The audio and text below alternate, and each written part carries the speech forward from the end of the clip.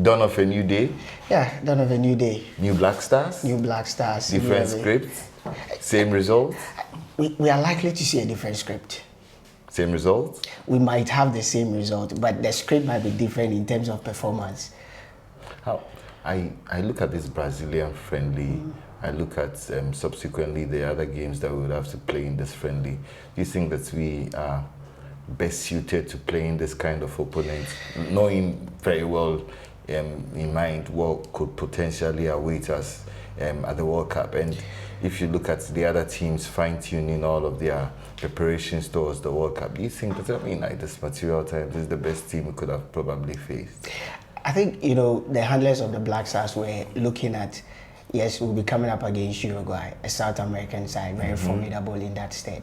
Why not play another South American side to get that feel, to acclimatize yourself with the way the South Americans play? Because it's been a long time Ghana played any strong and competitive South American side. But the Brazilians and the Uruguayans are totally different. The Uruguayans are more rugged, very rough, more brutish in their approach to the game, more of brawn than brains. The Brazilians they come with a lot of flair, a lot of finesse. So they are not going to offer the Black Stars that probably the test they are hoping to get against Uruguay. But I think it will be a decent test for them and a very good test in terms of how we come up against quality opponents. Because, Kofi, if you look at the Brazilian squad, top, from the goalkeeper to the last, they call it 26-man squad. They even could afford to put out, exactly. Gabriel Jesus. The Brazilian team is one that fancies me. If you look at the various departments, right? Because if you're a coach, you are faced with the prospect of choosing between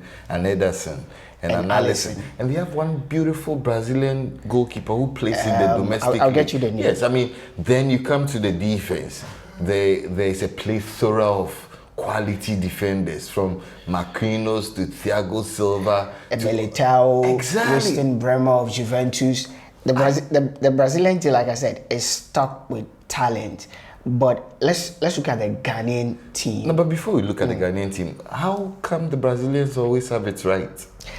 I think, how come there's never a shortage of talent? We've spoken about the conveyor belt in Brazil. They give they pay a lot of attention to football. There's a system that graduates players, that prepares players. There's even this young chap, Pedro, from Flamengo, there's talk that they should rob him into the national team. So there's actually a system that produces quality. So there's a lot of attention given to the local league. If you check, they pay a lot of attention to the local league. Let me not cut you short. It looks like a lot of people are not paying attention to Brazilian football. If you've watched Brazilian football, they call it the Serie A, the Brazilian Serie A, even the Serie B, Serie C.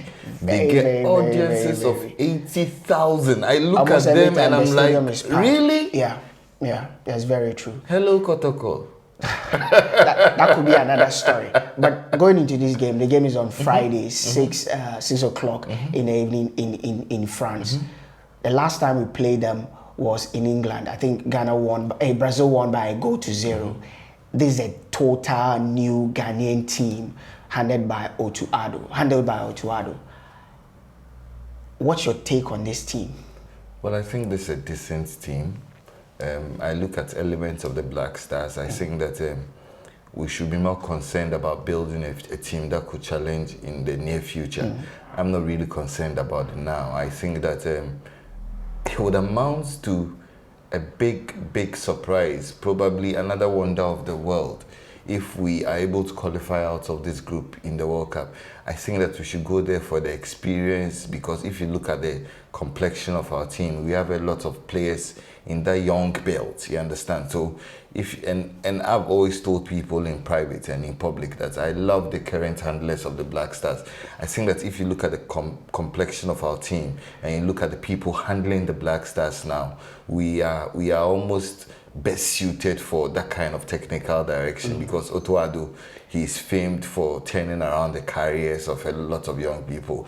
Erling Haaland has to be one of them. He knows how to churn quality talent out of probably the mud. I think that it'll be a very difficult test. It'll be a very, very good preparatory test for the temperament of the players, first of all.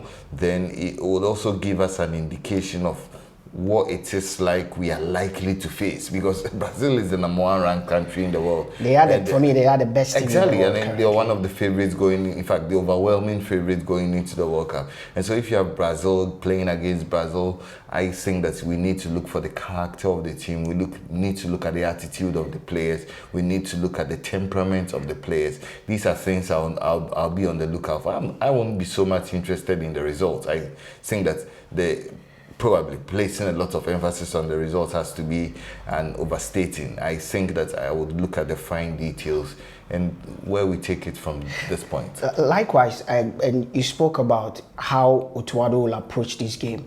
I want to look at the new boys who are coming in, the likes of Terry Clamte, the likes of Iñaki Williams, and all these players who will be getting a first shot at the Black Stars, so with the hope that they can make the World Cup, or they will make the World Cup. I've seen on countless occasions where Otto Addo decides to go a 4-2-3-1 with his usual back four, Amate, whoever he decides to play, it's going to be his usual back four. But it's in the midfield that we are likely to see a lot of tweaks around. I do not know this time he will go for Idrissa Baba and Partey and decide to give Partey that free role. That's where Partey thrives the most. Does he drop Andre Ayew? I don't think Andre Ayew will be dropped because of the quality, the vast experience that Ayew brings on board. He's a better number 10 than Kudus? For now, a bit on Kudus. There's been talk that, listen, we've seen Kudus play the false 9 role at Ajax in the last 7 games, and he scored 5 out of 7.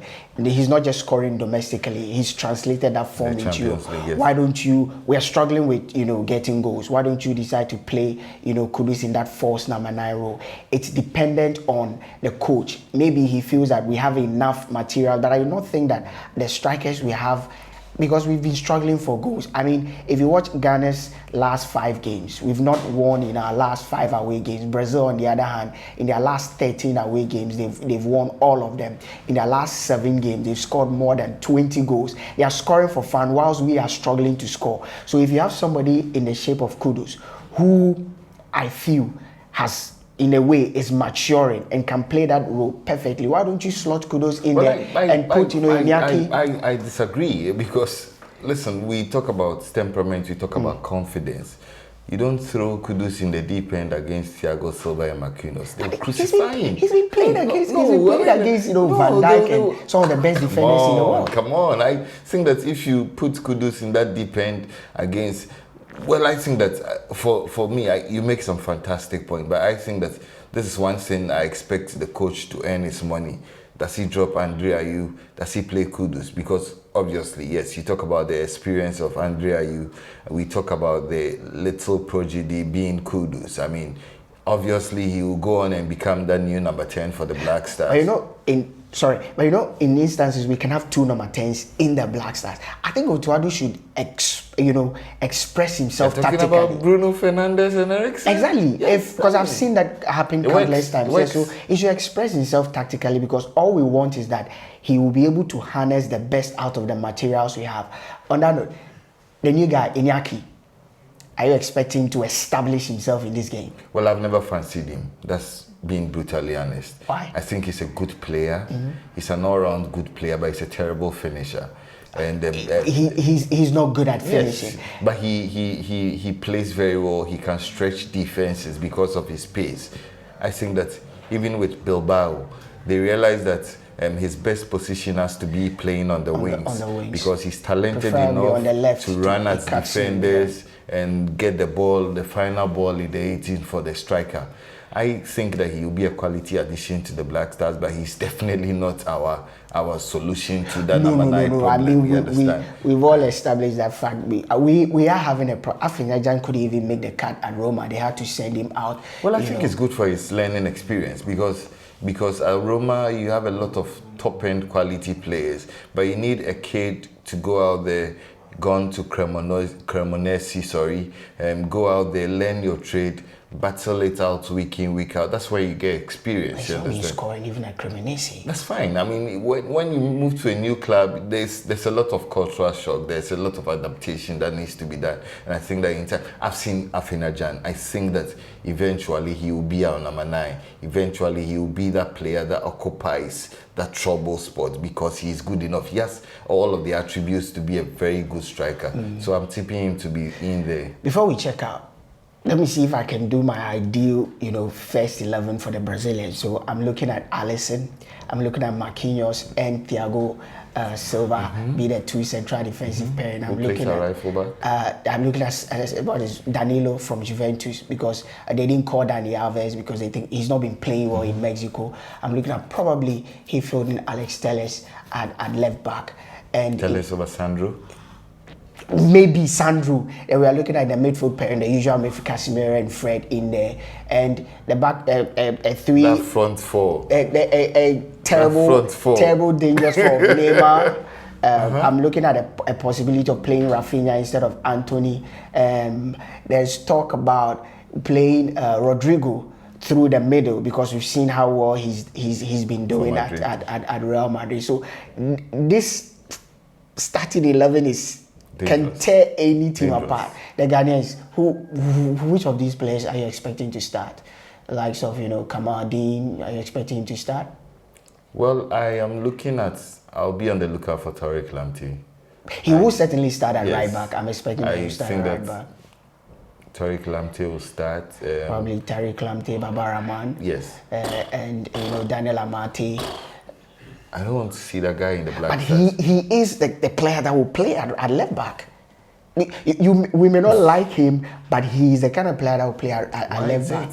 And I'm expecting probably Richard Ofori or Atizigi to be imposed. But it's the forward liners that I do not know because right now O2 is sport for choice. But let's see what happens. It's going to be a good game on Friday. Good game for the neutral. Your prediction? Brazil win over 4.0. Whoa! Yeah. That's outrageous. I think that will be too much. I think Brazil will win. Yeah. Brazil will win, but it will be between 2 and 3 I expect them to goals. wallop us. Anything beneath a walloping, I think it will be an underscore for the Brazilians. All right. So, what do you think? Ghana against Brazil come Friday, 6:00 p.m. What will be what's the scoreline? What do you expect? How do you expect the game to go? How do you expect the game to go? But follow us on all our social media platforms. More importantly, subscribe to Sports 101. We are shooting from Ad Focus Studios in Anaji Takrady, Ghana. All right. My name is Lucky Soglo. My name is Kofi Asiedu.